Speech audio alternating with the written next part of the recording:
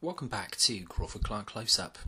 In the run-up to the release of Mission Impossible Fallout, the sixth instalment in the high adrenaline action series, we're looking back over all the preceding films and reviewing each one. We've made it to the fourth film in the series, and released in 2011, Mission Impossible Ghost Protocol turned in the biggest box office receipts up to this point in the series, and it was thanks once again to a new engaging story, a great cast, and as always a new visionary at the helm. This time around, it was time for regular Pixar Studios creative Brad Bird to show that he could bring Ethan Hunt back with a bang after a 5-year gap between this film and the last. We begin proceedings mid-mission with an agent getting shot multiple times by a female assassin on the streets of Budapest, before we cut to Moscow and learn that Ethan Hunt is in a prison cell about to be part of an elaborate breakout by members of his team. Returning face Simon Pegg as Benji, who we will later learn passed the field exam and is now a fully fledged IMF agent, and Paula Patton's Jane, also an IMF agent. Pegg begins the film in a role that Ving Rhames' Luther would normally adopt, sitting in a truck outside the prison, disabling the alarms and opening up the prison cells to create a diversion for Hunt to escape. For Hunt, loyalty is key, and he goes back in to rescue fellow inmate Bogdan before they break out underground, as we segue sweetly into the titles, which are back to incorporating moments and motifs from the rest of the film, something not seen since the first Mission Impossible 15 years earlier. The titles and the remainder of the film are scored by the hugely talented Michael Giacchino, returning after his stint on Mission Impossible 3, but updating the score to reflect the more action-heavy sequences and intrigue in this new instalment. The Incredibles, released in 2004, was clearly the tester to see whether director Brad Bird could go from animation to live action, and he takes to the task with aplomb and ingenuity, right down to the blink and you'll miss them references to Pixar's own A113 weaved into this film as well. The signet ring Agent Hanaway has on his finger in the flashback scene where he knocks out his target has A113 engraved on it, and later Hunt requests evac with the code Alpha 113. They're subtle but cleverly woven references. Throughout the narrative, we're given hints as to why Hunt found himself in prison in the first place, and how he is now estranged from Julia, the woman he married in the preceding film. But we won't get the payoff from this until the end of the film. Director Bird is great at making us wait for the information. As Hunt is broken out of prison, he gets his first mission from a public call box in Moscow, instructing him that he and his team need to get inside the archive room inside the Kremlin.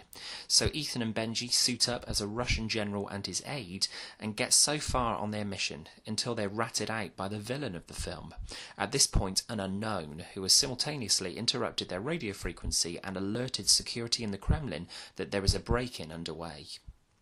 It's time for Hunt himself to call abort on a mission for the first time in the series, and he makes his escape from the Kremlin, subtly removing the Russian general disguise and blending in with the crowds on the street outside, until we're granted the biggest explosion thus far in the series as parts of the Kremlin go up in flames, landing Hunt in a local hospital. Hunt manages to escape the hospital and gets picked up in a government car by the new IMF secretary, this time played by Tom Wilkinson. The Secretary's chief analyst, William Brandt, played by Jeremy Renner, is also in the car. The Secretary has been ordered to bring Hunt in for he and his team to be tried for the attack on the Kremlin, but the Secretary is suggesting that Hunt could knock he and the chief analyst out and make his escape. With a little time to consider this proposition, gunfire hits the car, killing the Secretary, and the car swerves from the road and into the river. Brandt and Hunt dodge the gunfire and make their escape when they come back into contact with Benji and Jane.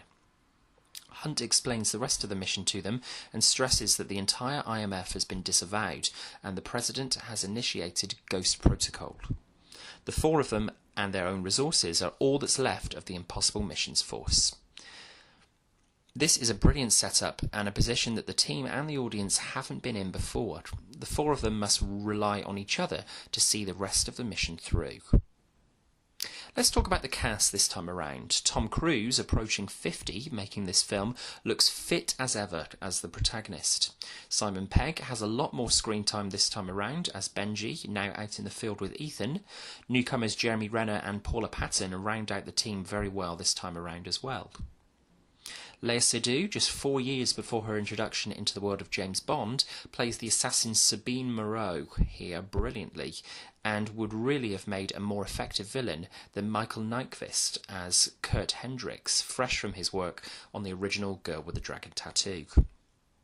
As the film moves into its second act, we get the section of the story in Dubai and some of the best cinematography in the series to date from DOP Robert Elswit, who'd previously lent his eye to the Tom Cruise starring Magnolia in 1999 and would return for the next MI outing. The entire Dubai section of the film, with the team trying to get the codes in the Burj Hotel, to Hunt ascending and descending the outside of the Burj Khalifa, to the brilliantly inventive sandstorm sequence, is a real highlight of the film and the series as a whole, with plenty of tense, heart-in-the-throat moments that remind you, if you needed it, why Cruise and the production team behind these blockbusters know exactly how to thrill audiences. That Cruise completed the stunt himself, clinging to the edge of the Burj, shows incredible dedication to his craft. In this section we also get Jane kicking Seydoux's Moreau out of the window of the Burj, and she plummets to her death. It's a satisfying end for this devious character. It's ironic because the Dubai sequence comes in the middle of the film, and for all its scope you'd expect this to be a finale action set piece, which means that the actual climax of the film is somewhat lacklustre in comparison, with Hunt fighting Hendricks for the case of nuclear codes. It's a creative sequence set in a multi-storey car park with the action moving across many levels, but is generally one of the weaker finales in the series. That the final third of the film is set in Mumbai is definitely a plus though. Having averted nuclear war, we find ourselves in Seattle for a mission reflection between Hunt, Benji, Jane and Brandt, after we've had the briefest of cameos from Ving Rhames' Luther chatting to Ethan about the mission on the dock. It's a wasted cameo for such a stalwart in the series, and it's such a shame he wasn't included in the plot this time around. Ethan invites Jane, Benji and Brandt to pick up personal phones and team up with him again for further missions, which they all accept, with some hesitation from Brandt. Jeremy Renner plays up the ambiguity of William Brandt very well throughout the film. We learn earlier in the story that he was a former agent on a mission that went awry before deciding to quit field work and become an analyst. We're led to believe that a character close to Hunt is presumed dead. Brandt believes this himself, as it was his mission to oversee that failed, but we get a sweet recognition at the close of this film that that wasn't what happened. Hunt is the king of misdirection after all, and he's managed to fool Brandt, the government and the audience, as this character makes a cameo at the end of the film, and the story is wrapped up nicely. Cryptic, we know, but otherwise it's spoilers, and we want you to enjoy the film if you're going in blind. Hunt disappears into shadow as he walks back across the dock and is already receiving his next mission, to track down the mysterious organisation calling themselves the Syndicate. It's the perfect tease for the next instalment in the series and ultimately wraps up a satisfying entry in the canon. For the fourth film in the series, Mission Impossible Ghost Protocol is superb. There are fabulous action cues, incredible stunts and great characterisation this time around. We have some superb locations, another great score from the returning Michael Giacchino, and everyone is on their top game, including Cruise, who's never been better.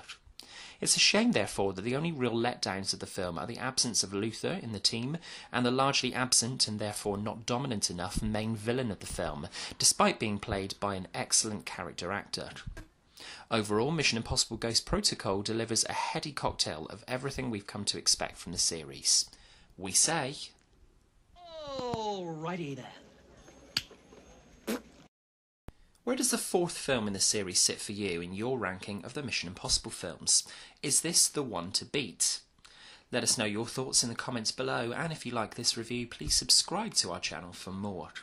You can find Crawford-Clark Close-Up on Facebook and Twitter, and you can drop us an email with suggestions for future reviews on the channel, crawfordclarkcloseup@gmail.com. Stay tuned to the channel as we're nearing the end of our Mission Impossible series of reviews. Next up will be our thoughts on the fifth instalment, 2015's Mission Impossible Rogue Nation. Thanks for watching, and until next time, that's a wrap.